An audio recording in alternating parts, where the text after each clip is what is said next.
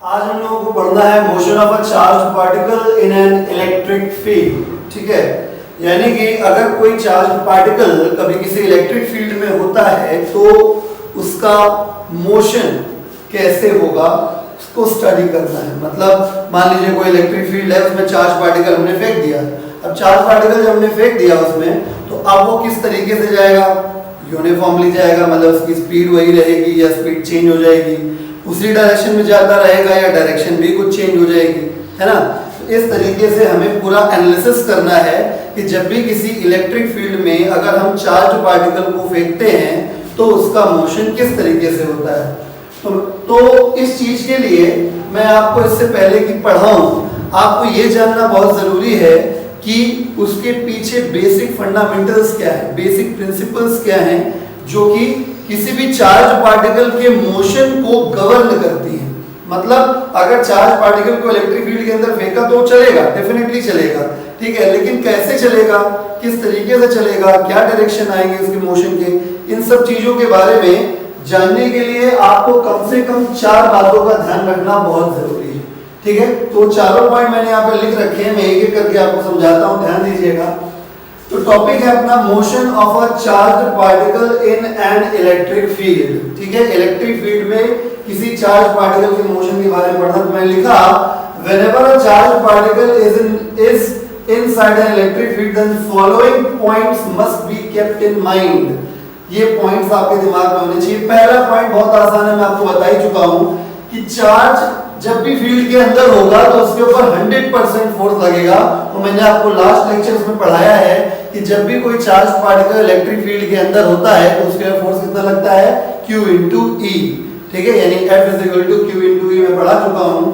तो पहला पॉइंट है charge must experience an electrostatic force which is Fe, यानी electrostatic force is equal to Q into E, okay, due to which it gets accelerated। Force किसका पापा है? Acceleration का। मतलब ये कि जब भी हम किसी चीज पे फोर्स एक्सर्ट करते हैं, सपोज किसी चीज पे फोर्स लगाया तो एक्सेलरेट होगा कि नहीं होगा, उसकी स्पीड बढ़ेगी, है ना। तो इस तरीके से तो charge must experience an electrostatic force, कितना force? F is equal to Q into E, जिसकी वजह से क्या होने लगेगा? It gets accelerated। अगले पॉइंट पे आते हैं। ठीक है, आपको 11th में या 9th में बताया गया होगा कि अगर कभी भी किसी पार्टिकल का या किसी बॉडी का मास फिक्स होता है, कांस्टेंट मास होता है, तब हम लोग न्यूटन सेकंड लॉ का डिराइव्ड फॉर्म यानी F is equal to ma use कर सकते हैं। तो अगला पॉइंट यही है, क्योंकि नॉर्मली जो चार्ज होता है उसका हम लोग मास कांस्टेंट ही मान के चलते हैं। चार्ज और मास हम चार्ज बॉडी का कांस्टेंट मान के चलते हैं। तो मैंने लिखा if m is constant mass and a is acceleration then by Newton's second law F is equal to m into a। तो आप नोटिस करेंगे मैंने यहाँ भी F ही लिखा है। क्यों लिखा है? क्योंकि इसी इलेक्ट्रोस्टैटिक फोर्स की वजह से एक्सेलरेशन जनरेट हुआ है, यानी इस एक्सेलरेशन को जिसने जनरेट किया वो इलेक्ट्रोस्टैटिक फोर्स ही था, यानी ये इलेक्ट्रोस्टैटिक फोर्स एक्सेलरेशन के टर्म्स में लिख गया और ये इलेक्ट्रोस्टैटिक फोर्स इलेक्ट्रिक फील्ड के टर्म्स। समझ गया? मतलब इसी इलेक्ट्रोस्टैटिक फोर्स ने पार्टिकल को एक्सेलरेट कराया है, इस वजह से हम इसी फोर्स को m into a के बराबर भी लिख सकते हैं।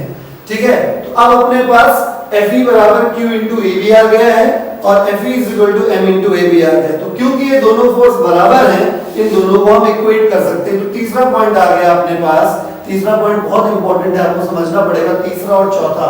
ठीक है, ये दो तो बेसिक पॉइंट है, तीसरा और चौथा मेन। ठीक है, तीसरा पॉइंट है कि अगर हम फर्स्ट और सेकंड कंडीशंस को ma और qe को बराबर कर दें तो एक्सेलरेशन का फॉर्मूला आ जाएगा qe by m। ठीक है, तो एक्सेलरेशन माय डियर कैसी क्वांटिटी है? वेक्टर क्वांटिटी है। ठीक है, और यहाँ पे इस समय नोटेशन कैसा है? With vector notation. मैं लिख दिया विद वेक्टर नोटेशन है। ठीक है, तो आप समझ गए होंगे क्या होता है विद वेक्टर नोटेशन में। विद वेक्टर नोटेशन में चार्ज की वैल्यू भी विद साइन रखी जाती है और आंसर में अलग से डायरेक्शन लिखने की जरूरत नहीं होती, मैं पढ़ा चुका हूं आपको। अगर आप इसी फॉर्मूले को विदाउट वेक्टर नोटेशन लिखना चाहते हैं तो भी आप लिख सकते हैं a is equal to QE upon m। ये विदाउट वेक्टर नोटेशन हो गया, लेकिन फॉर्मूला तो अब भी वेक्टर क्वांटिटी का है, और जब भी किसी वेक्टर क्वांटिटी का फॉर्मूला विदाउट वेक्टर नोटेशन होता है तो चार्ज की वैल्यू भी विदाउट साइन रखी जाती है, इसलिए यहाँ पे चार्ज की वैल्यू क्या आएगी, विदाउट साइन आएगी। लेकिन जब आप इस फॉर्मूले को इस्तेमाल करते हैं तो आपको डायरेक्शन अलग से लिखना पड़ता है। आपको याद होगा, मैं पहले पढ़ा चुका हूं कि अगर फॉर्मूला आपने वेक्टर क्वांटिटी का विद वेक्टर नोटेशन यूज किया तो इस फॉर्मूले को इस तरीके से जब फॉर्मूला लगता है तो डायरेक्शन ऑटोमेटिकली आ जाती है, इसमें अलग से लिखने की जरूरत नहीं पड़ती। लेकिन अगर आप विदाउट वेक्टर नोटेशन अगर कोई फॉर्मूला यूज कर रहे हैं वेक्टर क्वांटिटी का, अगर आप वेक्टर क्वांटिटी का formula without vector notation use कर रहे हैं तो आपको अलग से डायरेक्शन लिखनी पड़ती है, need to mention direction separately. ठीक है, तो डायरेक्शन के लिए मैंने आपको बताया वही बेसिक प्रिंसिपल चल रहा है, तीसरी बार आ रहा है इस समय। क्या कि आप इधर ही देख लीजिए थोड़ा सा कि अगर चार्ज पॉजिटिव होगा तो ई और ए की डायरेक्शन सेम है। मैंने कॉन्सेप्ट बताया था आपको कि वेक्टर में अगर पॉजिटिव से मल्टीप्लाई करेंगे तो नया वेक्टर भी सेम डायरेक्शन में आएगा, और वेक्टर से अगर नेगेटिव से मल्टीप्लाई करेंगे तो उसकी डायरेक्शन रिवर्स आ जाएगी। मतलब ये है कि अगर जो आपने चार्ज पार्टिकल फेंका है अगर वो पॉजिटिव है तो उस पे जो एक्सेलरेशन काम करेगा, ठीक है, जिस तरफ वो एक्सेलरेट होगा वो डायरेक्शन वही होगी जो ई की डायरेक्शन है, यानी ई और ए सेम डायरेक्शन में है। आई बात समझ में? ठीक है, लेकिन अगर by the way charge negative हो गया तो ए ई के अपोजिट हो जाएगा, यानी इलेक्ट्रिक फील्ड अगर इधर है तो एक्सेलरेशन इधर हो जाएगा, अपोजिट डायरेक्शन में हो जाएगा। इस बात को समझ गए आप? ठीक। चौथा पॉइंट जो है वो सबसे ज्यादा इंपॉर्टेंट है क्योंकि अपने कोर्स में ही है, ठीक है, अपने कोर्स में है यूनिफॉर्म इलेक्ट्रिक फील्ड। ठीक है, ज्यादातर हम लोग यूनिफॉर्म, ऐसा नहीं कह रहा हूं कि non uniform electric field course में नहीं है, कोर्स में है, लेकिन यूनिफॉर्म इलेक्ट्रिक फील्ड ज्यादा पूछी जाती है। तो मान लीजिए कि यूनिफॉर्म इलेक्ट्रिक फील्ड है, तो uniform electric field fourth point देखिए, यूनिफॉर्म इलेक्ट्रिक फील्ड के लिए ई वेक्टर कांस्टेंट होता है। ठीक है, ई कांस्टेंट हो गया, एम कांस्टेंट है ही, क्यू नॉर्मली कांस्टेंट मानते ही मानते हैं, यानी कुल मिला के एक्सेलरेशन की पूरी वैल्यू क्या आ जाएगी, कांस्टेंट आ जाएगी। यानी कहने का मतलब ये है कि अगर ई वेक्टर कांस्टेंट है यानी कि यूनिफॉर्म इलेक्ट्रिक फील्ड है तो इसका मतलब ये जो एक्सेलरेशन की जो वैल्यू आएगी वो भी हमेशा कांस्टेंट आएगी। और क्लास 11 में आपको पढ़ाया गया होगा कि जब कभी एक्सेलरेशन कांस्टेंट होता है तो हम लोग यूज कर सकते हैं v = u + at s = ut + half at और v² = u² + 2as जरूरत के हिसाब से। तो वही मैंने लिखा है कि if E vector is equal to constant, that is uniform electric field is there, then acceleration will be constant. Hence we can use v = u + at s = ut + half at and v² = u² + 2as। बात समझ में आई? अब यहाँ से अलग-अलग cases शुरू होंगे।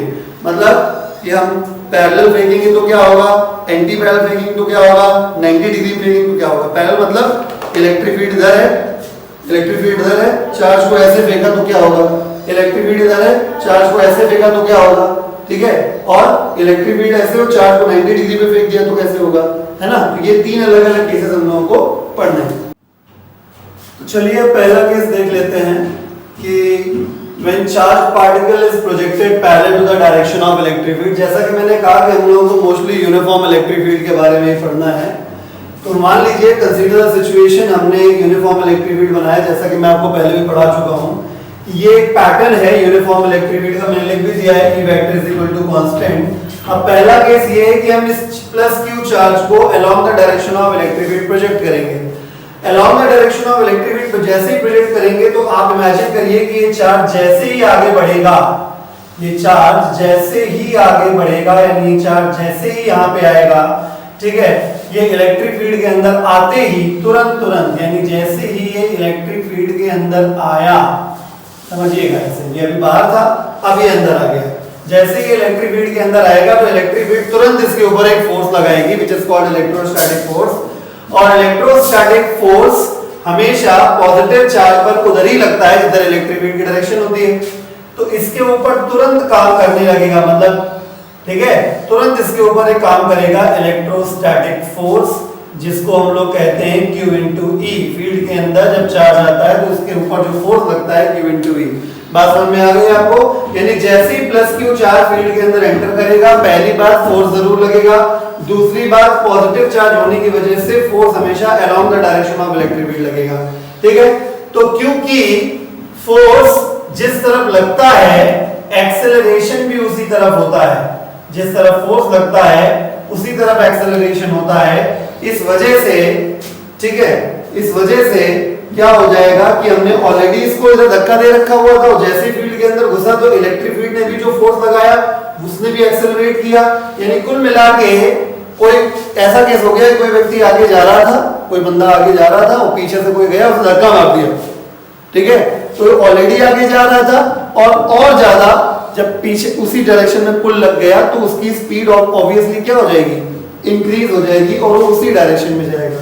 यानी आप समझ गए होंगे कि जब पॉजिटिव चार्ज को हम इलेक्ट्रिक फील्ड में प्रोजेक्ट कर रहे हैं along the direction of electric field, तो जैसे ही वो जाएगा तो उसके ऊपर उसी डायरेक्शन में, जिस डायरेक्शन में ऑलरेडी वो चल रहा था उसी डायरेक्शन में फोर्स लगने लगेगा, यानी उसी डायरेक्शन में वो और स्पीड अप होने लगेगा, ठीक है, और वो उसी डायरेक्शन में जाता रहेगा। यानी रिजल्ट ये हुआ कि चार्ज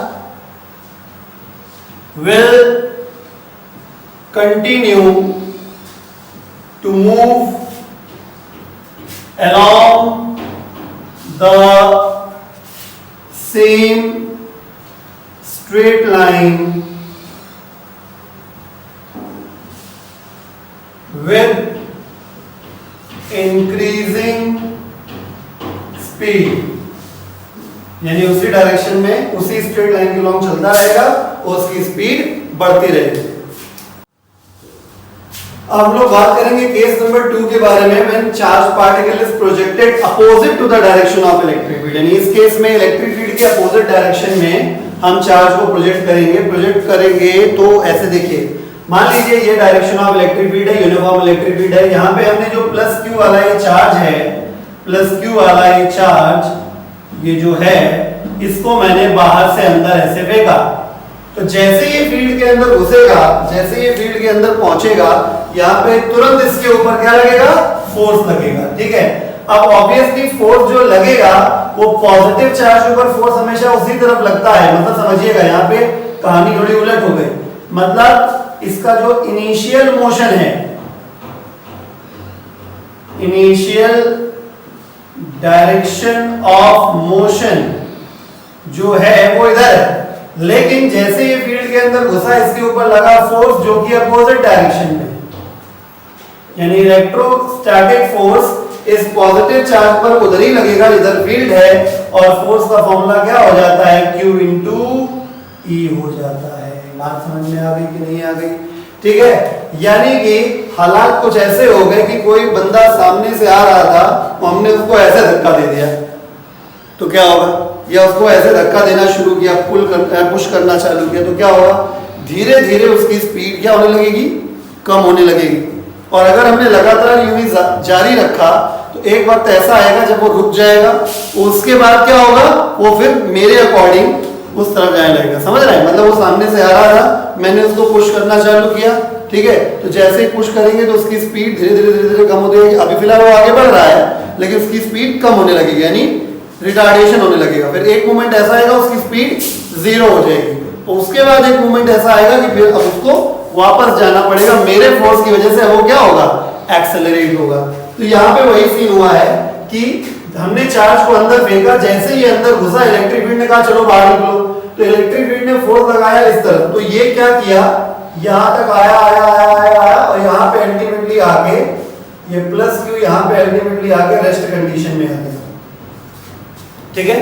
और रेस्ट कंडीशन में आने के बाद उसके बाद स्टिल इसके ऊपर अब भी वही electrostatic force Fe is equal to Q into E अब भी काम कर रहा है। तो इस फोर्स की वजह से अब ये वापस फिर से जाने लगेगा, यानी अपने पाथ को ये क्या कर लेगा, रिट्रेस कर लेगा। लेकिन अब की बार क्या होगा, अब की बार ये, क्योंकि इस तरफ आने में क्या होता है, इसकी स्पीड कम हो रही थी, आते आते रेस्ट पे आ गया। अब क्या है, अब जो फोर्स लग रहा है वो टोटली इसको बाहर निकालने के लिए यूज होगा, यानी अब ये फोर्स इसको क्या करेगा, एक्सेलरेट कराएगा। यानी अब ये जब ये रिटर्न होके जाएगा तो इसका जो स्पीड होगा वो लगातार बढ़ता हो जाएगा। यानी जब ये अंदर आएगा तो स्पीड कम होगा, कम होते होते 0 होगा, 0 होने के बाद फिर रिट्रेस करते हुए जाएगा और स्पीड बढ़ाते हुए। तो रिजल्ट देखिए मैं लिख दिया है। इस केस में charge will continue to move along the same straight line with decreasing speed. यानी पहले शुरुआत में, यानी यहाँ पे लिख देते हैं initially Initially, charge will continue to move along the same straight line with decreasing speed. यानी पहले उसकी स्पीड घटती है till it becomes zero, जब तक उसकी स्पीड जीरो नहीं हो जाती, and after that it will retrace its path. ये अपना पाथ रिट्रेस यानी उसी रास्ते से वापस लौट जाती है विद इंक्रीजिंग स्पीड। अब आइए केस नंबर 1 और केस नंबर 2 के ऊपर हम लोग एक न्यूमेरिकल कर लेते हैं। क्वेश्चन आसान सा है, ठीक है। अगर आपने पूरा कंसेप्ट पहले याद कर लिया होगा और समझ लिया होगा अच्छे से तो बड़ी आसानी से हो जाएगा। हाँ, थोड़ी कैलकुलेशन हो सकती है एक्स्ट्रा, इसलिए थोड़ा दिल मजबूत करके रखिएगा। लिखा है कि an electron falls through a distance of 1.5 centimetre in a uniform electric field। ठीक है, पहली बात तो ऑटोमेटिकली क्लियर कर दिया गया यूनिफॉर्म इलेक्ट्रिक फील्ड। ठीक है, ये बात का मतलब समझ गए ना। यूनिफॉर्म इलेक्ट्रिक फील्ड का मतलब मैंने क्या बताया था, अगर यूनिफॉर्म इलेक्ट्रिक फील्ड होगा तो एक्सेलरेशन भी कांस्टेंट हो जाएगा, और जब एक्सेलरेशन कांस्टेंट हो जाता है तो हम v बराबर u plus at s equal to ut plus half at square v square equal to u स्क्वायर प्लस 2as में से कोई भी एक यूज कर सकते हैं, याद है। ठीक है, चलिए तो इलेक्ट्रॉन गिरा 1.5 सेंटीमीटर डिस्टेंस एक यूनिफॉर्म इलेक्ट्रिक फील्ड के अंदर, जिसका मैग्नीट्यूड ये था, इलेक्ट्रिक फील्ड की वैल्यू दे रखी है as shown in the figure A। ये बना है figure A, this is figure A and second one is figure B। ठीक है, तो ये गिरा, उन्होंने ऐसा कहा कि ये गिरा, ऑब्वियसली नीचे गिरेगा। क्यों? क्योंकि इस इलेक्ट्रॉन पे जो एक्सेलरेशन काम करेगा, वो डाउनवर्ड्स ही काम करेगा, क्योंकि नेगेटिव चार्ज पे एक्सेलरेशन अपोजिट डायरेक्शन में काम करता है फील्ड के। तो फील्ड ऊपर है तो एक्सेलरेशन नीचे हो जाएगा। लगे हाथ में इसमें बता देता हूं, उन्होंने इसमें कहा कि प्रोटॉन भी गिरा तो गिरना ही चाहिए नीचे। क्यों? क्योंकि प्रोटॉन का जो प्रोटॉन पॉजिटिवली चार्ज पार्टिकल होता है, तो इसका भी एक्सेलरेशन जो होगा वो नीचे की तरफ ही होगा। क्यों? क्योंकि पॉजिटिव चार्ज पे इलेक्ट्रिक फील्ड की डायरेक्शन में लगता है। कंफ्यूज मत होइएगा। देखिए, इस केस में इलेक्ट्रिक फील्ड ऊपर की तरफ है, इस केस में इलेक्ट्रिक फील्ड नीचे की तरफ है। ठीक है, तो अगर आप नीचे वाले को भूल जाइए, फिलहाल ऊपर पे ध्यान दीजिए। तो ऊपर एक नेगेटिव चार्ज, और नेगेटिव पे एक्सेलरेशन फील्ड की डायरेक्शन के अपोजिट होता है। तो नेगेटिव पे जो एक्सेलरेशन होगा वो फील्ड ऊपर है तो एक्सेलरेशन नीचे आएगा, तो इसका मतलब 100% ये गिरेगा। सेकंड वाला भी समझा देते हैं। इस केस में क्या किया, फील्ड की डायरेक्शन को रिवर्स कर दिया है लोगों ने। तो फील्ड की डायरेक्शन हो गई नीचे, और बोला कि प्रोटॉन गिरा, तो आप चेक कर लीजिए गिरा कि नहीं गिरा। ठीक है, तो प्रोटॉन एक पॉजिटिवली चार्ज पार्टिकल है, पॉजिटिव चार्ज पे एक्सेलरेशन काम करता है फील्ड की डायरेक्शन में, यानी फील्ड अगर नीचे की तरफ है तो ऑब्वियसली एक्सेलरेशन भी नीचे की तरफ ही हो जाएगा। इसका मतलब ये हो गया कि एक्सेलरेशन डाउनवर्ड्स और एक्सेलरेशन डाउनवर्ड्स दोनों केस में यानी गिरेगा ही गिरेगा। और कितना गिरेगा, उन्होंने क्वेश्चन में क्लियर कर दिया है कि जो डिस्प्लेसमेंट हो रही है वो 1.5 सेंटीमीटर यानी 1.5 इंटू 10⁻⁻² मीटर होगी। आई बात समझ में? और इलेक्ट्रिक फील्ड इंटेंसिटी का वैल्यू दे रखा गया है कितना, इलेक्ट्रिक फील्ड इंटेंसिटी का वैल्यू है 2.0 इंटू 10⁴ न्यूटन पर कूलम। चलिए शुरू करते हैं क्वेश्चन, दोबारा पढ़ लेते हैं एक बार। एक इलेक्ट्रॉन गिरता है, an electron falls through a distance of 1.5 centimeter in a uniform electric field. The magnitude is this as shown in the figure A, and the direction of field is now reversed, keeping its magnitude unchanged. यानी magnitude अभी उतना ही है लेकिन direction को reverse कर दिया। And a proton falls, यानी इस बार प्रोटॉन गिरता है through the same distance, यानी दोनों केस में डिस्प्लेसमेंट क्या है, 1.5 सेंटीमीटर ही है। तो compute time of fall in each case। समझ गए? तो माय डियर अक्लमंद इंसान की पहचान ये है कि कभी भी अगर मोशन हो रहा हो तो सबसे पहले एक्सेलरेशन पे दिमाग लगाना चाहिए। ठीक है, ये हमने 11th में भी आपको बताया था कि आपको सबसे पहले दिमाग लगाना है किस पे, एक्सेलरेशन पे। मैं शुरू करूं, सबसे पहले मैं सब कुछ भूल जाता हूं, मैं केवल यहाँ पे ध्यान देता हूँ कि ये इलेक्ट्रिक फील्ड ऊपर तरफ है, इलेक्ट्रॉन है यहाँ पे। इलेक्ट्रॉन को अगर हम यहाँ पे छोड़ देते हैं तो इलेक्ट्रॉन पे जो फोर्स लगेगा वो फील्ड की अपोजिट डायरेक्शन में लगेगा, और एक्सेलरेशन भी अपोजिट डायरेक्शन में होगा, जिसकी वजह से ये इलेक्ट्रॉन नीचे गिरेगा। तो हम मान लेते हैं कि कितना नीचे गिरा, क्वेश्चन में दिया हुआ है ये 1.5 सेंटीमीटर नीचे गिरा। तो अल्टीमेटली क्या हो रहा है, मोशन हो रहा है। वो मैंने क्या कहा, अक्लमंद इंसान की पहचान ये है कि मोशन के लिए सबसे पहले एक्सेलरेशन पे दिमाग लगाना चाहिए। तो फर्स्ट केस में मैंने सबसे पहले एक्सेलरेशन पे दिमाग लगाया, a = qe by m। a = qe by m। Charge electron का फिक्स होता है, मास फिक्स होता है, और यहाँ पे इलेक्ट्रिक फील्ड कैसी है, यूनिफॉर्म। कहिए तो मैं यहाँ लिख दे देता हूँ, E vector = constant, E vector = constant. तो इलेक्ट्रिक फील्ड कांस्टेंट है तो E भी कांस्टेंट, Q भी कांस्टेंट, M भी कांस्टेंट, यानी एक्सेलरेशन हो गया कांस्टेंट। मैंने चिल्ला के आपको पढ़ाया था कि जब एक्सेलरेशन कांस्टेंट होता है तो हम लोग यूज करते हैं क्या, v = u + at s = ut + half at square v + u + 2as। ठीक है, तो हम लोग s = ut + half at square use कर रहे हैं। क्यों? क्योंकि u पता है इनिशियली वो रेस्ट पे था, a ये रख देंगे, t निकालना है और s दिया गया है। ठीक है, तो हम लोगों ने यूज किया, तो वैल्यू पुट करेंगे, इंप्लाइज दैट s की वैल्यू 1.5 * 10 टू द पावर, बड़ा लिखते हैं, 1.5 * 10 टू द पावर -2, ut हो गया 0 + 1/2, a की जगह हो गया qe by m, और ये हो गया t²। ठीक है, फर्दर सॉल्व कर लेते हैं इसको। ठीक है, या एक काम करते हैं, अभी हम s नहीं रखते हैं, लास्ट में रखेंगे तो कैलकुलेशन सही रहेगी। तो यहां से हो गया 2ms अपॉन qe का whole under root is equal to t। Right, okay. तो अब हम यहाँ पे जब सारी वैल्यू रखेंगे, क्या 2 पता है, q की वैल्यू इलेक्ट्रॉन के लिए सबको पता होती है 1.6 × 10⁻19, s की वैल्यू वो देखिए 1.5 × 10⁻2, e की वैल्यू वो देखिए 2.0 × 10⁻4, सब रख देंगे। तो सॉल्व करने के बाद हाँ ये ध्यान रखिएगा, इस केस में ये जो m है, क्योंकि क्या है, इलेक्ट्रॉन है, ये मास ऑफ इलेक्ट्रॉन होगा। ठीक है, और ये q क्या होगा, ये चार्ज ऑफ इलेक्ट्रॉन होगा।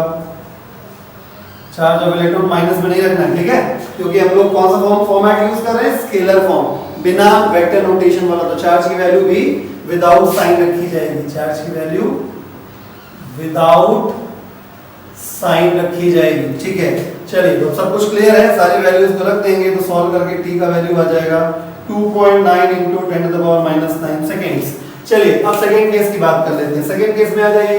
सेकेंड केस में प्रोटॉन गिर रहा है नीचे, बनी बात है, मैंने समझा दिया आपको, प्रोटॉन पॉजिटिवली चार्ज है और इलेक्ट्रिक फील्ड जिस तरफ होगी एक्सेलरेशन उसी तरफ आएगा, यानी फोर्स उसी तरफ लगेगा, यानी मूवमेंट भी उसका उसी तरफ होगा, यानी इसका नीचे की तरफ ही डिस्प्लेसमेंट होगा 1.5 सेंटीमीटर। ठीक है, तो यानी ये क्वेश्चन भी एग्जैक्टली सेम है, हम लोग फटाफट कर लेते हैं। मोशन हो रहा है, सबसे पहले एक्सेलरेशन पे दिमाग लगाया, क्योंकि सब कुछ कांस्टेंट है, q प्रोटॉन का मास प्रोटॉन का कांस्टेंट रहता है, इलेक्ट्रिक फील्ड यूनिफॉर्म है ही है, तो e भी कांस्टेंट होगा, यानी अल्टीमेटली ये क्या आएगा, कांस्टेंट आएगा। और जब भी a कांस्टेंट होता है तो हम लोग v = u + at s = ut + half at square v + 2s लेते हैं। ठीक है, तो जरूरत के हिसाब से हमने फिलहाल ये ले लिया है, इंप्लाइज दैट s पता है। ठीक है, ut 0 हो जाएगा क्योंकि प्रोटॉन भी रेस्ट से चला है, एक्सेलरेशन की वैल्यू qe by m हो जाएगी और ये हो जाएगा t का स्क्वायर। ठीक है, तो इसको जब हम लोग सॉल्व करेंगे तो इंप्लाइज दैट फिर से वही आ जाएगा under root 2ms upon qe is equal to t। ठीक है, तो अब हम वैल्यू रखते हैं, ध्यान से समझिएगा। यहाँ पे m अब क्या हो जाएगा, ये हो जाएगा मास ऑफ प्रोटॉन, क्योंकि आप प्रोटॉन का केस ले रहे हो। ये q क्या हो जाएगा, चार्ज ऑफ प्रोटॉन। ठीक है, ये अलग बात है कि प्रोटॉन और इलेक्ट्रॉन का चार्ज सेम होता है 1.6 × 10⁻⁹। हाँ, ना प्लस रखना है ना माइनस रखना है। फिर कहता हूं यहाँ पे ये वेक्टर क्वांटिटी है, ये विदाउट वेक्टर नोटेशन लिखा है, तो चार्ज की जो वैल्यू होगी वो विदाउट साइन रखी जाएगी, विदाउट साइन रखी जाएगी। खैर दिक्कत वाली बात नहीं, प्रोटॉन को वैसे ही प्लस होता है, कोई दिक्कत वाली बात नहीं है। खैर स्टिल मैंने बता दिया, कंसेप्ट होता है, कहीं पे कंफ्यूजन नहीं होना चाहिए। ठीक है, तो t की वैल्यू जो हम सारी वैल्यूज को रख के सॉल्व करेंगे तो आंसर आएगा 1.25 × 10⁻⁷ सेकंड्स। आएगा समझ में? चलिए हम लोगों को केस पढ़ना है, केस नंबर 3 में charge particle is projected perpendicular to the direction of electric field intensity. यानी केस नंबर 1 में हम लोगों ने पढ़ा charge particle along the field डाला जाता है, और केस नंबर 2 में पढ़ा charge particle opposite to the field डाला जाता है। दोनों केसेस में जो पाथ था वो स्ट्रेट लाइन पाथ था, ये बात आपने ध्यान दी होगी, ठीक है। मतलब पहले वाले केस में along the same straight line और दूसरे वाले में उसी स्ट्रेट लाइन पे जाता है फिर लौट के आ जाता है, ठीक है। और ये तीसरा केस है कि जब हम चार्ज पार्टिकल को परपेंडिकुलर डालेंगे, तो मान लीजिए कि हमारे पास दो प्लेट्स हैं, uniformly charge negative plate and uniformly charge positive plate. तो यूनिफॉर्मली जब चार्ज होती हैं तो इलेक्ट्रिक फील्ड जो दोनों के बीच में बनती है वो प्लस से माइनस की तरफ बनती है, और जो भी इलेक्ट्रिक फील्ड होती है वो यूनिफॉर्म होती है, क्योंकि अपने कोर्स में यूनिफॉर्म इलेक्ट्रिक फील्ड है इसलिए वही पढ़ रहे हैं। तो हम मान के चल रहे हैं कि एक Q चार्ज का पार्टिकल है और इसका मास m है, उसको हमने प्रोजेक्ट किया है इस तरीके से। तो जो इसकी स्पीड है, इनिशियल स्पीड, इसको मैं u कहूंगा, बल्कि u नहीं बल्कि ux कहूंगा। क्यों? क्योंकि हम इससे ये पता चल रहा है कि वेलोसिटी x डायरेक्शन में दी गई है, ठीक है। उसके बाद अगर मुझसे यहाँ पे कोई पूछे कि क्या जिस समय इसने फील्ड पे एंटर किया है, देखिए ये पॉइंट जो O है ये वो पॉइंट है जहां पे उसने फील्ड को एंटर किया, तो मुझसे अगर कोई ये पूछे कि क्या तुमने इनिशियली y डायरेक्शन में कोई इसको वेलोसिटी दी थी, तो जवाब आएगा ना, हमने इसको इनिशियली y डायरेक्शन में कोई वेलोसिटी नहीं दी थी, ठीक है। तो अब क्या होगा, जैसे ही चार्ज पार्टिकल इस जगह पे आएगा, एंटर करेगा, तो जैसे ही वो फील्ड में पहुंचा इस जगह पे, उसके ऊपर तुरंत फोर्स लगेगा, और पॉजिटिव चार्ज पर फोर्स फील्ड की डायरेक्शन में लगता है, तो ये चार्ज पार्टिकल इस तरीके से मूव करने लगेगा, इस तरीके से मूव करने लगेगा। और हम मान लेते हैं कि ये P पॉइंट पे पहुंच गया जिसका कोऑर्डिनेट x, y है, ये कब पहुंच गया, at time is equal to t, यानी जिस समय t था, मतलब जिस समय यहाँ पे एंटर किया उस समय टाइम 0 था, और जिस समय P पे पहुंच गया है उस समय टाइम t हो चुका है। तो अगर इसके अकॉर्डिंग अगर हम लोग देखें तो देखिए ध्यान से, ये ठीक कि ये इस तरफ भी गया, यानी x में भी चला और y में भी चला। तो अगर कोऑर्डिनेट x, y मान रखा है तो इसका मतलब ये डिस्टेंस x हो गया और ये डिस्टेंस y हो गया, यानी इस केस में पार्टिकल दोनों डायरेक्शन में चलता है, x डायरेक्शन में भी चलता है और y डायरेक्शन में भी चलता है, ठीक है। तो अब यहाँ पे मुद्दा खड़ा हो जाता है कि हमें दोनों मोशन डील करने पड़ेंगे। क्लास 11 में जैसा कि आपने पढ़ा था कि हमें x डायरेक्शन में मोशन अलग पढ़ना पड़ेगा, y डायरेक्शन में अलग पढ़ना पड़ेगा, क्योंकि ये मोशन 2 डायमेंशनल है, ठीक है। तो सबसे पहले हम करेंगे dealing motion along x direction, ठीक है। अकलमंदी इसी बात पे होती है, जैसा कि मैं पहले भी कह चुका हूं कि अगर आपको मोशन स्टडी करना है तो एक्सेलरेशन को पकड़ के चलिए, आप हमेशा फायदे में रहेंगे, ठीक है। तो चलिए, इसका मतलब अगर मुझे x डायरेक्शन का मोशन स्टडी करना है तो मुझे x डायरेक्शन में क्या एक्सेलरेशन है ये देखना पड़ेगा, ठीक है। तो भैया एक बात तो तय है कि जब चार्ज पार्टिकल फील्ड के अंदर आता है तो एक्सेलरेशन लगता है, कितना एक्सेलरेशन लगता है, एक्सेलरेशन लगता है qe/m, लेकिन सवाल उठता है किधर लगता है। तो एक्सेलरेशन जब लगता है तो हमेशा या तो फील्ड की तरफ या तो फील्ड के अपोजिट, अगर पॉजिटिव होगा तो फील्ड की तरफ और नेगेटिव होगा तो फील्ड के अपोजिट। तो इस केस में पॉजिटिव है तो एक्सेलरेशन इधर फील्ड की तरफ लगेगा, यानी कि ये वाला जो एक्सेलरेशन आएगा ये y डायरेक्शन वाला है। तो क्या x डायरेक्शन में कोई एक्सेलरेशन है, तो जवाब है ना। मैं वही कह रहा हूं कि जो एक्सेलरेशन आता है इलेक्ट्रिक फील्ड में आते ही वो या तो x डायरेक्शन में होगा या तो y डायरेक्शन, सॉरी, या तो अलोंग द इलेक्ट्रिक फील्ड होगा या तो opposite to the electric field होगा, परपेंडिकुलर डायरेक्शन में कोई भी नहीं होगा। तो जैसे इलेक्ट्रिक फील्ड इस डायरेक्शन में है तो एक्सेलरेशन इस डायरेक्शन में होगा, ठीक है, इस डायरेक्शन में 0 हो जाएगा, ठीक है। तो पकड़ में बात आ गई कि एक्सेलरेशन x डायरेक्शन में 0 है, इसका मतलब 100% मोशन कैसा हो गया, यूनिफॉर्म मोशन हो गया। बात समझ में आ गई कि नहीं आ गई, मोशन 100% यूनिफॉर्म मोशन हो गया। जब भी एक्सेलरेशन 0 होता है तो मोशन यूनिफॉर्म होता है, और आपको पता होना चाहिए कि अगर मोशन यूनिफॉर्म है तो केवल एक ही फॉर्मूला होता है अपने पास, वो होता है speed is equal to distance upon time. तो हम लोग फॉर्मूला यूज करेंगे, यूजिंग फॉर्मूला है speed is equal to distance upon time.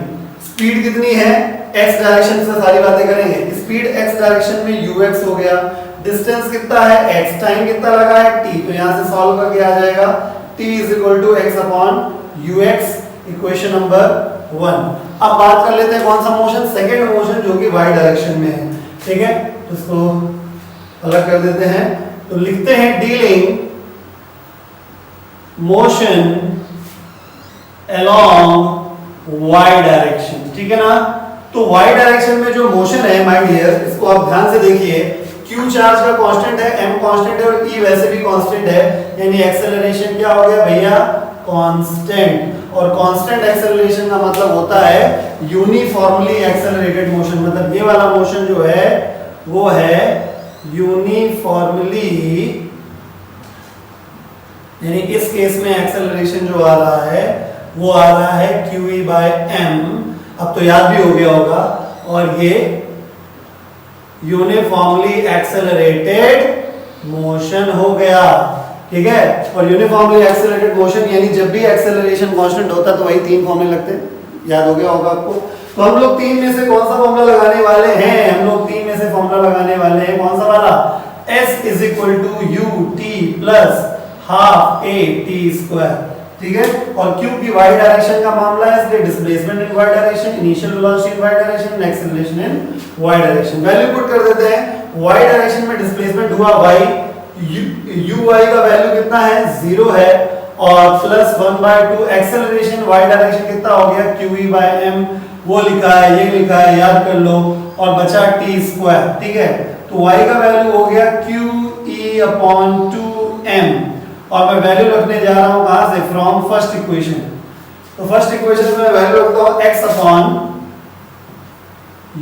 का होल स्क्वायर, तो y = हो गया QEx²/2m ux², ठीक है। तो जैसा कि पहली बात तो आप इसको याद कर लीजिए, ये काम का फॉर्मूला है आपके लिए। क्वेश्चन कभी ऐसा आ जाए, जो कभी हम कराएंगे आपको, क्वेश्चन अगर ऐसे आ जाए कि इलेक्ट्रिक फील्ड के अंदर हमने परपेंडिकुलरली पार्टिकल फायर कर दिया है, तो बताइए कितना ऐसे डिस्प्लेस हुआ, लैटरली डिस्प्लेस हुआ, लैटरल डिस्प्लेसमेंट मतलब y, ठीक है। और इस तरीके सवाल आते हैं, ठीक है। तो आपको ये फॉर्मूला काम में आएगा, तो पहली बात तो याद करना है। दूसरी चीज ये कि आप देखिए, this equation is quadratic in x, ये देखिए, एंड लीनियर इन y, यानी पावर 1, ये देखिए। Hence path of the particle, वही charge particle, will be parabolic. ये भी सवाल पूछा जाता है कि अगर हम इलेक्ट्रिक फील्ड के अंदर, यूनिफॉर्म इलेक्ट्रिक फील्ड के अंदर चार्ज पार्टिकल को परपेंडिकुलरली प्रोजेक्ट कर दें तो पाथ कैसा बनेगा, पाथ पैराबोलिक बनेगा। अब हम लोग एक न्यूमेरिकल देखेंगे इसी टॉपिक के ऊपर कि जब चार्ज पार्टिकल को perpendicular to uniform electric field फेंका जाता है। देखिए, if an electron is projected perpendicular to an uniform electric field with velocity this, ठीक है, यानी जितनी वेलोसिटी से, जितनी इनिशियल वेलोसिटी से उसको फेंका गया है वो है 2.0 × 10⁶ मीटर पर सेकेंड, ठीक है। एन इलेक्ट्रॉन फेंका गया यानी Q की वैल्यू E के बराबर हो जाएगी, E की वैल्यू 1.6 × 10⁻19 कूलम होती है, ठीक है।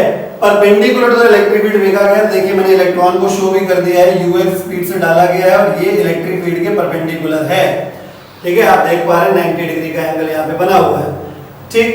तो ऑब्वियसली जब ये इलेक्ट्रॉन को ऐसे हम फेंकेंगे तो इलेक्ट्रॉन जब अंदर जाएगा तो इलेक्ट्रिक फील्ड की डायरेक्शन क्या है, आप देख रहे होंगे सर इस समय इलेक्ट्रिक फील्ड की डायरेक्शन ऊपर से नीचे की तरफ है, लेकिन इलेक्ट्रॉन पे जो फोर्स लगेगा वो अपोजिट डायरेक्शन लगेगा, क्योंकि इलेक्ट्रॉन नेगेटिवली चार्ज पार्टिकल होता है, तो इलेक्ट्रॉन ये जाके ऊपर टकराएगा।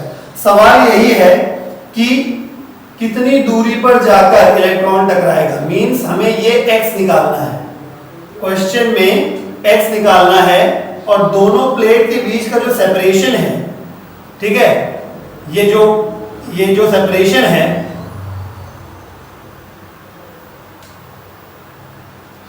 ये हमको गिवन है, ठीक है। यानी x का वैल्यू फाइंड करना है और y का वैल्यू सेपरेशन के बराबर है, और सेपरेशन बिटवीन द प्लेट्स आपको क्वेश्चन में गिवन है, मैं बता देता हूं। सेपरेशन बिटवीन द प्लेट्स जो है वो 0.5 सेंटीमीटर है। Separation between the plates 0.5 centimetre, ठीक है। तो separation between the plates 0.5 centimetre है, यानी 0.5 into 10 to the power -2 metre हो जाएगा, ठीक है ना। तो सवाल समझ में आ गया आपको। क्वेश्चन में कहा गया था इलेक्ट्रॉन को इलेक्ट्रिक फील्ड के परपेंडिकुलरली प्रोजेक्ट किया गया, तो बताइए प्लेट पे कहां जाके टकरा जाएगा, यानी x निकालना था। और जो डिफ्लेक्शन हुआ है इसका, ठीक है, इसको बहुत क्लोज मानेंगे इसके, ठीक है। या आप चाहिए तो यहां से यहां तक लिखिए इसको सिर्फ, ठीक है। ये हुआ है ऐसे, ठीक है। तो लगभग सेपरेशन के ही बराबर आ रहा है, ठीक है। तो क्योंकि इलेक्ट्रॉन, ये माना जाता है कि इलेक्ट्रॉन को बहुत ही, मतलब पार्टिकल को इस प्लेट के बहुत ही क्लोजली प्रोजेक्ट किया गया है, ठीक है। तो y दिया हुआ है, x निकालना है, q u x सब दिया गया है। फॉर्मूला आप जानते हैं, we know that y is equal to q e x square upon 2m u x square. अभी भी आपको हमने बताया था कहा था फॉर्मूला यूज होगा। y हमको पता है, q पता है, e पता है, e का वैल्यू पता है, कितना पता है, लिखा हुआ है। e का वैल्यू दिया हुआ है 9.1 into 10 to the power 2 newton पर कूलम, ठीक है। y e q x निकालना है, 2m पता है, m भी पता है, m की वैल्यू भी गिवन है 9.1 into 10 to the power -31 kg। आप समझ गए होंगे 9.1 से 9.1 कैंसिल होगा। ux का वैल्यू गिवन है, जब आप सारी वैल्यूज को पुट कर देंगे, चलिए मैं पुट करके दिखा देता हूं। 0.5 इंटू 10 टू द पावर -2 ये हो गया, q की value 1.6 into 10 to the power -19 हो गया, e की value 9.1 into 10 to the power 2 हो गया, x की वैल्यू कैलकुलेट करना है, ये 2 है, मास की value 9.1 into 10 to the power -31 हो जाएगा, ux की वैल्यू जो है वो 2 इंटू 10 टू द पावर 6 का होल स्क्वायर हो जाएगा, है ना। तो इस तरीके से जब आप इसको करेंगे तो अल्टीमेटली सॉल्व होने के बाद x की वैल्यू आ जाएगी 1.58 into 10 to the power -2 metre. This is the answer. आइए अब लास्ट क्वेश्चन देख लेते हैं इस कैटेगरी का। इसमें लिखा है 3 charge particles are projected with same velocity perpendicular to the direction of uniform electric field, give sign of the charges and which particle has highest charge to mass ratio. तो सबसे पहली बात, पहला पार्ट तो बहुत ही आसान है कि चार्ज का साइन बता दीजिए। तो पहला और दूसरा वाला डेफिनेटली कौन सा साइन होगा, नेगेटिव चार्ज। क्यों, क्योंकि ये किधर चले, प्लस की तरफ चले, ठीक है। और तीसरा कौन सा वाला होगा, पॉजिटिव चार्ज। क्यों, क्योंकि ये नेगेटिव की तरफ रन हुआ। चाहे तो आप एक्सेलरेशन के हिसाब से देख लीजिए, ठीक है। और ऑब्वियसली जो डायग्राम आपको गिवन है उससे आपको इतना समझ में आ ही गया होगा कि प्लस से माइनस की तरफ एक यूनिफॉर्म इलेक्ट्रिक फील्ड यहाँ पे सेटअप होगी जरूर। तो हम यहीं पे लिख दे रहे हैं E vector is equal to constant, ठीक है। जरूरत नहीं थी फिर भी बता दिया है। इसके बाद पूछा गया which particle has highest charge to mass ratio. बढ़िया सवाल है, कई बार एग्जाम में आ भी चुका है मेरा पार्ट। तो देखिए चार्ज टू मास रेशियो निकालना है, q बाय m रेशियो निकालना है। तो आप एक काम करिए, लिखिए वी नो दैट क्या y बराबर QE x square upon 2m ux का स्क्वायर, ये होता है फॉर्मूला। तो चार्ज बाय मास यानी q बाय m निकाल लेते हैं। तो q by m is equal to हो जाएगा 2ux का square upon e x square into y। बात समझ में आई, ठीक है। 2ux स्क्वायर और ex स्क्वायर नीचे और y। तो देखिए 2 constant e constant x, x ये डिस्टेंस हुआ, अपने पिछले क्वेश्चन में मैंने आपको बताया, ठीक है। x हो गया, e कांस्टेंट है ये, यानी इतना हिस्सा कांस्टेंट हो गया, यानी charge to mass ratio directly proportional हो गया y के। y मतलब वर्टिकल डिफ्लेक्शन, वर्टिकल डिफ्लेक्शन यानी कि जो पार्टिकल सबसे ज्यादा डिफ्लेक्ट हुआ होगा उतने ही डिस्टेंस ट्रेवल करने में उसका y उतना ही ज्यादा होगा, जिसका y जितना ज्यादा उसका q बाय m उतना ही ज्यादा होगा। देखिए अगर आप एक रेफरेंस लाइन बनाए यहां से, तो आप देखिए इस जगह पे खड़े होकर आप देखिए, इस जगह तक आते आते सबसे ज्यादा डिफ्लेक्ट हुआ है 3, उससे कम डिफ्लेक्ट हुआ है 1 और सबसे कम डिफ्लेक्ट हुआ है 2 आएगा समझ में। तीसरा वाला पार्टिकल सबसे ज्यादा दूर है, पहला वाला पार्टिकल इससे कम है और सबसे नजदीक है दूसरा वाला पार्टिकल। तो क्योंकि y3 बड़ा है y1 से और वो बड़ा है y2 से, इसलिए charge to mass ratio third का ज्यादा होगा इससे 1 से, और सबसे कम चार्ज टू मास रेशियो होगा सेकेंड का। That is third particle has highest charge to mass